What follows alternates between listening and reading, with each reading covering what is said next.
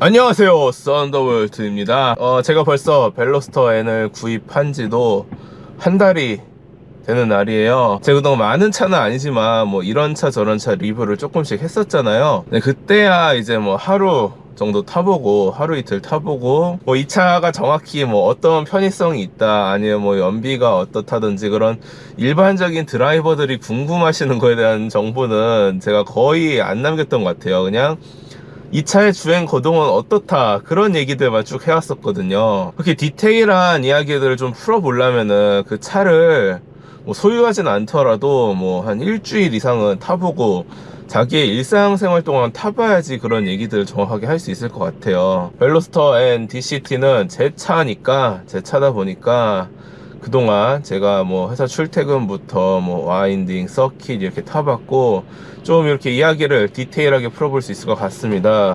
네, 이용해 보셨어요? 처음 왔어요. 처음이세요? 저렇게 에어브로드 물기 남아요. 얘기하다가 잠깐 끊겼는데 벨로스터 N 영상 찍는다고 세차 한번 시켜주려고요. 제가 정말로 극혐하는 게 세차입니다. 왜냐, 세차 해봐야 다음 날이면은 또 더러워지잖아요. 제 예전에 86 좀 순정틱하게 타고 다녔을 때 세차를 좀 열심히 했는데, 흔세차를 회사 휴가를 쓰고 세차를 하고 어디를 가야지 해서 세차를 했어요. 봄날에 세차를 딱 하고 와 고생했다, 광이 난다, 좋다 하고 주차를 하고 밥을 먹고 나왔더니까 꽃가루를 완전 다 뒤집었었더라고요. 그 뒤로 제가 세차를 안 합니다. 세상에서 가장 부질없는 짓이 세차라고 생각해요.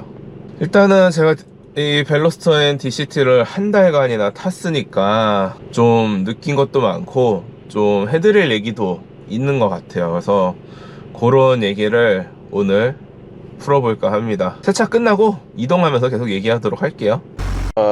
세차도 마쳤으니까 주행을 하면서 제가 느낀 벨로스터 N DCT는 어떤 차인가 이야기를 좀 해보도록 하겠습니다. 벨로스터 N이라는 차를 처음 나왔을 때는 수동으로 나왔었죠.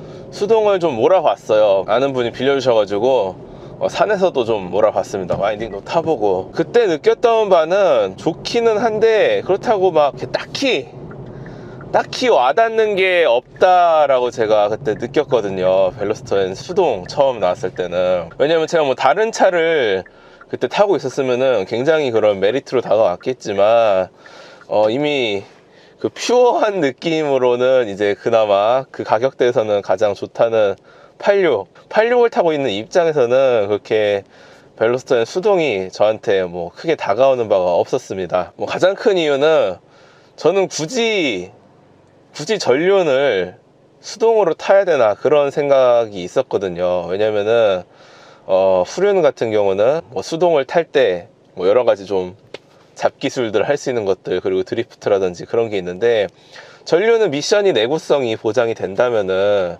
굳이 수동을 한다는 거는 진짜 잘 모르겠어요. 이거에 대해서 나중에 한번 수동과 그 오토의 장단점이 어떤 게 있나에 대해서 좀 그건 나중에 좀 썰을 풀어보도록 하고, 어쨌든 전륜 구동으로는 그냥 제 생각에는 오토가 낫다. 근데 벨로스터에는 오토가 없다. 애매한 느낌으로 다가왔던 것 같습니다. 그런데 바로 작년에 벨로스터 N DCT가 딱 출시를 했죠. 벨로스터 N DCT가 출시된 지도 이제 한 1년이 돼가는 것 같습니다. 오히려 또 제 생각과는 반대로 이미 수동 손맛이 좋고 이미 벨로스터 N 수동도 잘 나오고 팔릴 만큼 팔렸는데 이제 와서 DCT가 출시되는 게 무슨 의미가 있냐라고 생각하시는 분들도 많을 거예요. 그런데 웬걸 DCT야말로 이 벨로스터 N의 전투력과 잠재력을 끝까지 끌어내주는 그런 물건이었던 거죠. 원래 벨로스터라는 차가 정말 너무나도 적게 팔리는 차여가지고 벨로스터보다 더 적게 팔리는 차를 찾아보기 힘들 정도로 적게 팔리는 차였는데, 그런 차인데 벨로스터 N 수동이 기적적으로 좀 많이 팔렸고, 이미 벨로스터 N 수동이 많이 팔린 상태에서 DCT를 낸다는 게 큰 의미가 있냐, 이런 느낌이었던 거죠. 애매함과 위기감 속에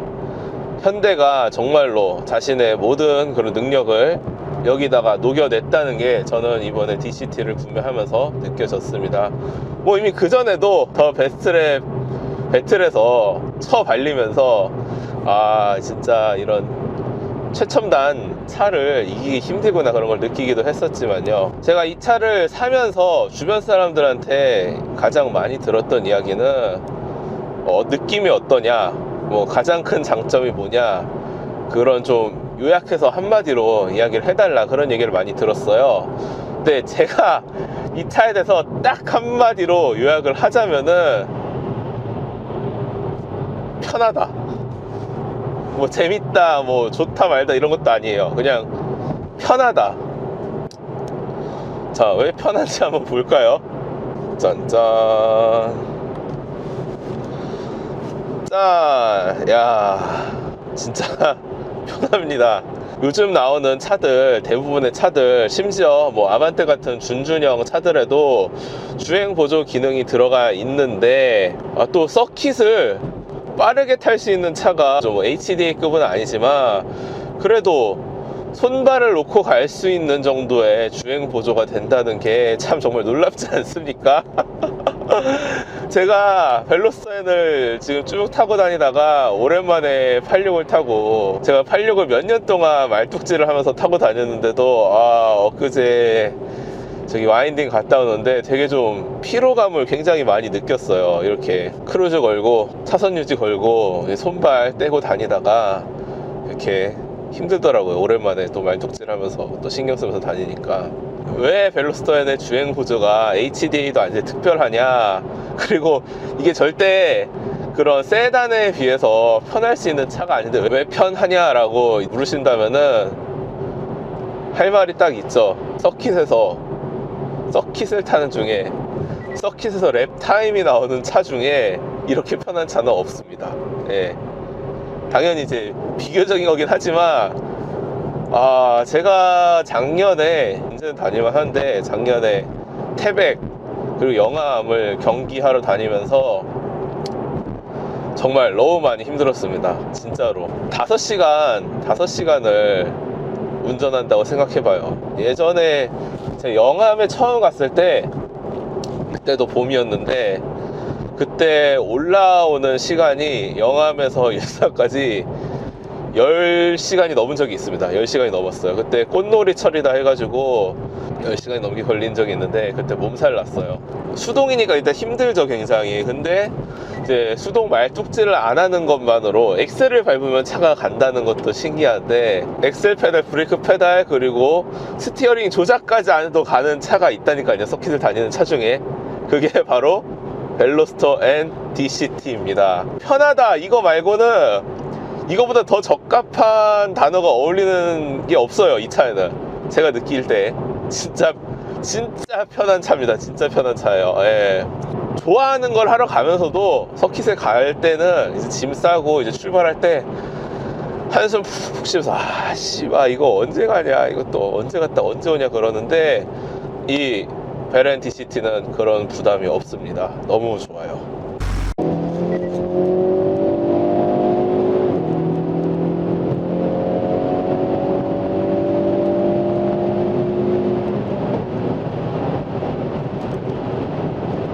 제 차는 DCT의 변속기에 대한 얘기를 해봐야죠. 물론 이제 방금 전에 언급했던 자동 변속기다라는 것 자체에 대해서도 뭐 편하다 얘기를 했고, 포르쉐도 잠깐 시승을 했을 때 굉장히 이 변속이 안 느껴진다는 정도로 빠르다는 느낌을 받았거든요. 그 단순 그런 사람이 체감으로 하기에는 조금 오바를 쳐가지고, 현대 8단 DCT와 PDK의 그런 거를 일상에서 체감적으로 느끼기에는 좀 어려울 정도로 정말 잘 만든 물건이 바로 DCT 같습니다.